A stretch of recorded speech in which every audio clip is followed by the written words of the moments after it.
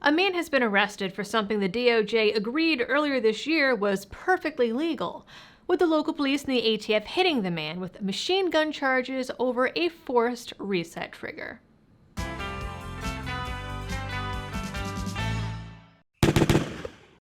Hello everyone and welcome back to the channel. I've been meaning to do a video on Rare Breed and the whole forced reset trigger thing, and even wrote a video about it actually over the weekend, and then this story popped up thanks to John Crump. So for now, we're going with this one. Now for a little background, forced reset triggers are perfectly legal so long as they are eligible by the ATF. Now what does that mean? Well, Rare Breed was at the center of a years-long legal battle with the ATF and DOJ at large, in which Rare Breed did not back down. Whenever the ATF hit them, they hit back. And this story right here is exactly the kind of thing that they were trying to prevent. See, back when Rare Breed first started putting out forced reset triggers in 2020, there had already been patents put out for a similar item, and the ATF marked all of those as machine guns. To my knowledge, the ATF didn't say that about the patent that Rare Breed ended up using, but that's not really here nor there, as Biden's ATF decided that they were machine guns, despite only speeding up the rate of 1 bullet per trigger pull, rather than actually allowing a gun to have full auto fire. Something which, in this story, the ATF seems to have conveniently forgot. So the ATF sent Rare Breed a cease and desist letter in 2021 and effectively tried to put the company out of business. The ATF raided their manufacturer in 2022, and that same year, they upped their knock and talks of gun owners, and that year I even put out a video about folks that had gotten letters from the ATF about Rare Breed triggers, had ATF agents showing up on their doorsteps, because the ATF had gotten customer data from Gunbroker and ended up going around and seizing these people's property, saying that they had illegal machine guns. This was apparently all the rage in 2021 and 2022. In 2023, the DOJ filed a federal lawsuit against Rare Breed in New York. Rare Breed responded by filing a federal lawsuit against the DOJ in Texas with the help of the National Association of Gun Rights. That case was NAGR v. Garland. Now, Rare Breed and NAGR won the Texas case, with the judge saying that Rare Breed forced reset triggers are not, in fact, machine guns. The DOJ appealed.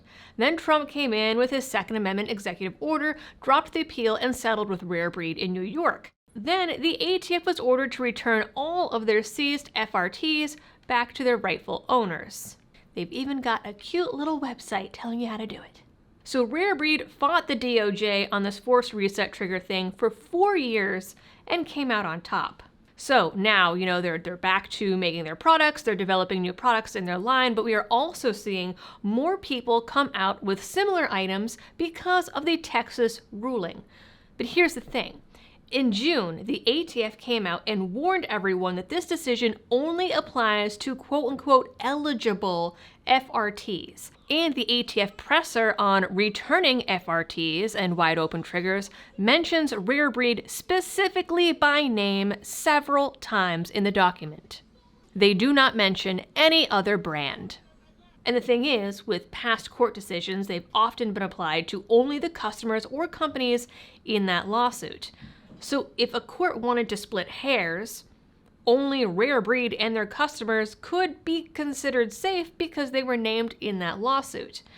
In fact, that could very easily happen with a future administration where they or the ATF change their mind again, which the ATF is known to do, and then again, only Rare Breed and their customers have a leg to stand on because they were the ones specifically named in that lawsuit.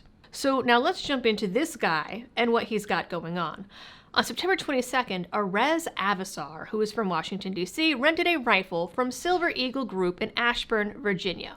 I am guessing that this is him based on a LinkedIn profile under the same name in D.C., which lists him as a freelance graphic designer and web designer.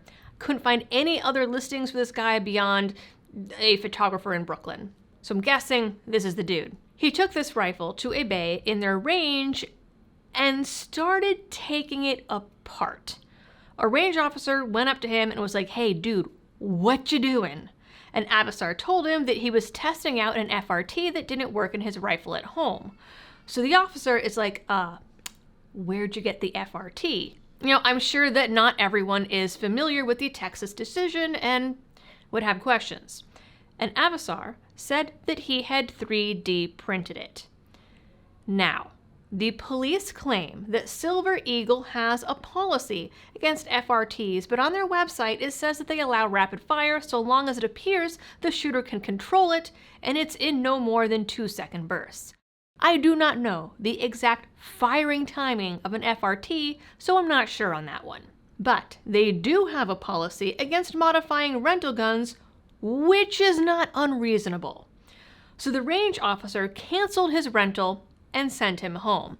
Now, Avasar had been a member for 6 months, so in theory, he should have known their policy, especially as the website says that shooters will have to sign a copy of the rules before renting and shooting on the range. I mean, I don't think that most places would be happy to have a customer modify a gun owned by the range, regardless. 4 days later, the Metropolitan Police say that they got an anonymous tip that Avasar had an FRT and was a DC resident.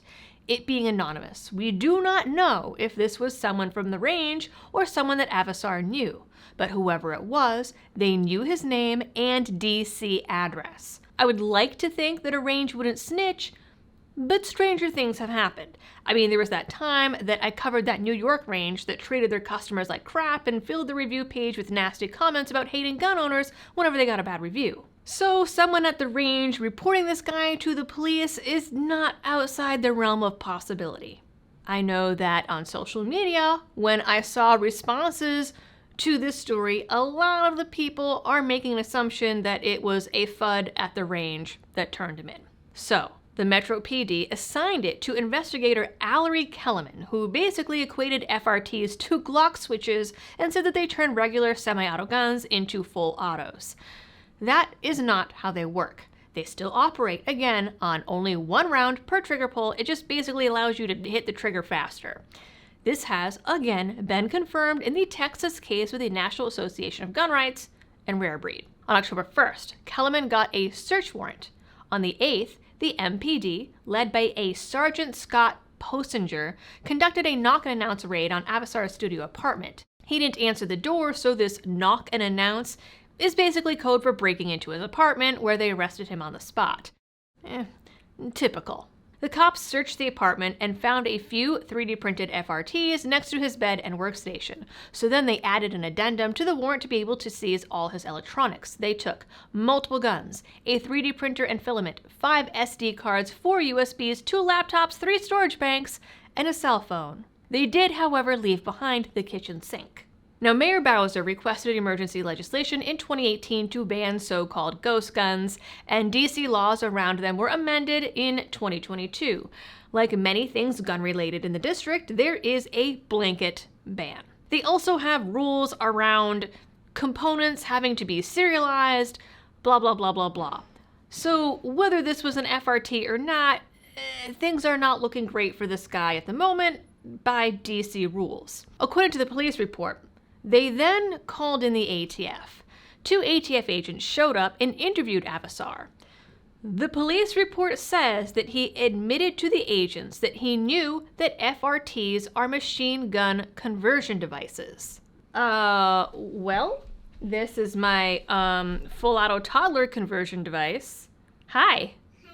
I want to talk.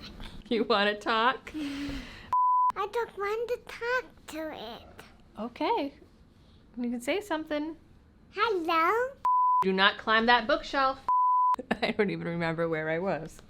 Okay, he also admitted to having an AR-style rifle in his car, which they retrieved with the help of a canine for some reason. They also found a 3D printed FRT in that rifle. He is now being charged with possession of a machine gun and a pistol license violation. Now, this case is going to be an interesting one to follow because, yes, we have established that the FRTs are not machine guns through that Texas court decision that was in federal court. And of course, the DOJ, as part of their settlement with Rare Breed, agreed not to call these things machine guns out of the kindness of their hearts, at least for now. But with them being 3D printed and the ATF saying in June that this only applies to eligible FRTs, are they going to try and walk back their choice?